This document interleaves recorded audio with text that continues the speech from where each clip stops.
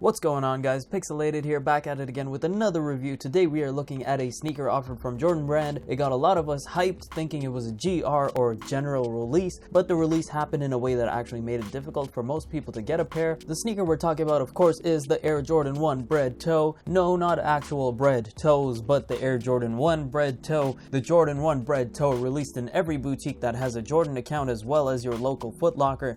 It seemed every Foot Locker store got these. The reason why they were so difficult to get though is because the stock was spread real thin, so pretty much every Foot Locker got around maybe 10 to 15 pairs each, as opposed to concentrating the stock into select Foot Lockers. This particular colorway isn't a retro colorway, although it's close to it. Looking at this might remind you of the ever so popular retro colorway, the Jordan 1 Black Toe. Now before we get started, feel free to like or subscribe during the video if you enjoy it. As a growing channel, it helps me out a lot and allows me to create more content for you guys. This shoe released on February 24th, which was hella close to my birthday, and I was hoping I'd get some birthday luck on these, but that didn't seem to happen. What did happen though is I ended up copying for resale. Yes, I paid a coin or so above retail price for these, and I know what you're thinking. How does an OG dope on foot reviewer like Picsoleated still have to pay resale for his sneakers and not have a plug? Hashtag washed. Well, ladies and gentlemen, that's a good question. Truthfully, I just like to keep it as fair as I possibly can, and that's the only reason I can think of. Regardless, the point is I got my hands on them, right? So here's the deal. The materials on these joints are exactly what you think they are. The upper is made primarily of leather. You've got red leather on the upper ankle wrap as well as the heel counter.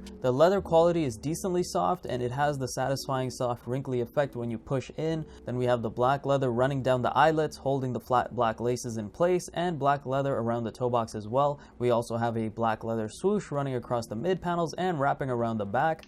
Finally, we have this sail-esque leather reminiscent of the shattered and reverse shattered backboards. For some odd reason, my pair seems to be tumbled, while most everyone else's I've seen has that smooth, wrinkly texture to it, which is kind of what I was hoping for on my pair. I know it's a small detail, but it's just much more satisfying to have that than this frigging tumble. What the hell, Jordan quality control? And of course, the reason why this shoe is called the Bred Toe, we have this red panel on the toe box.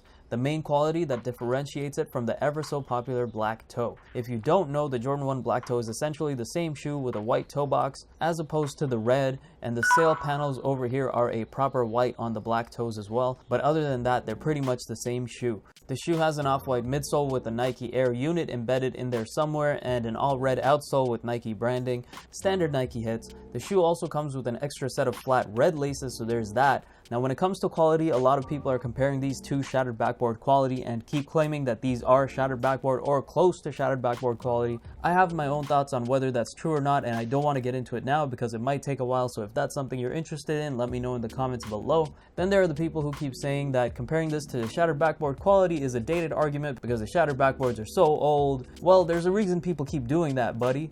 Because the Shattered Backboard is still the standard for quality Jordan 1 material. Anyways, the Bred Toe colorway is an interesting colorway since it isn't an OG colorway or a retro colorway. It's our brand new colorway, but is essentially getting the instant classic treatment from the crowd, and I think this is for multiple reasons. One might be because it heavily resembles the Black Toe colorway, save for one slight change, which is the top of the toe box being red instead of white, and the quality of leather on this pair. It's one of those where you see how the leather looks in images and think, wow, this is going to be amazing.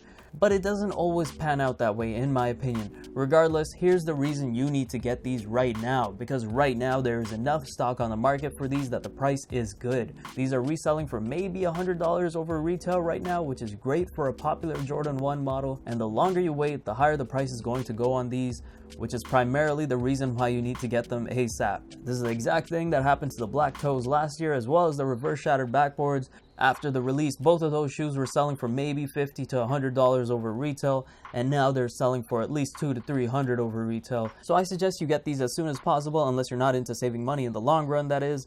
With the reputation these are getting, you're bound to pay more for these down the line without question. As for sizing, I always go half a size down from my true to size in Jordan 1s. My true size is a size 10, and I went with a 9.5 in these. Alternatively, I can wear my true to size and double insole it, and the shoe will fit just as well. I'm hashtag duck feet gang, aka a wide foot, so some of the older Jordan 1s that fit more snug, I may have to go true to size on, but for these, I go half a size down. plus the leather's soft enough to incorporate some flex if necessary. At the end of the day, it's up to what you prefer, go true to size or go half down. Both work for me, and I think you'll be good with either of those sizes. The Jordan 1 is a staple in style and fashion and will always be. It's a timeless silhouette. You get this ketchup colored shoe and spray it on your feet if you like them. I've always said I love high top sneakers over low tops, and these are definitely a testament to that. Personally, I think these are must-haves in your collection. I do like the black toes better, but I also love the leather on these. Ideally, I would love to have both, but the black toe prices have shot up now, so I'm going to stay away from those. If you took anything from the video, hit that like and or subscribe button. What do you guys think of this colorway? Does it deserve the hype it's getting, or is it overrated? Let me know in the comments below. Catch you later. Picsoleated has got some bread on his toes.